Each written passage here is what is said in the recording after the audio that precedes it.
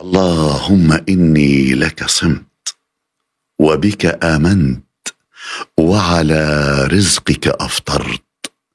ذهب الظمأ وابتلت العروق وثبت الأجر إن شاء الله. هلا عرفنا مين ورا هالصوت. كل سوريا كانت تفطر على صوتي. قد ايه عم تكسب اجر كمان. بعدين الأدعية اللي بعدها كمان. كمان كتير امور وهيك قصص، بس ما كنت تقول انه انت، ما كنت تصرح انه هذا انا او هذا صوتي. لا ما يعني ما سائبت اني لازم اقول يعني، او ما حسيت اني لازم اقول. بس قد ايه حلوه هي لا اشتغلت فويس اوفر منيح لكتير اعلانات. يعني كتير، ماني بصدد تعداد هلا، بس اشتغلت منيح بهذا المجال. حبيته لهذا المجال، يمكن لو ما حبيته ما كنت استمريت لا هو انا بحب المايك كتير. بتحب الضوء، بتحب الشهرة، بتحب الفن وبتحب المايك. لا ما بحب الشهرة. طب كيف بتحب المايك؟ بتحب التمثيل ولكن ما بتحب الشهرة. بحب المايك لأستمتع بصوتي.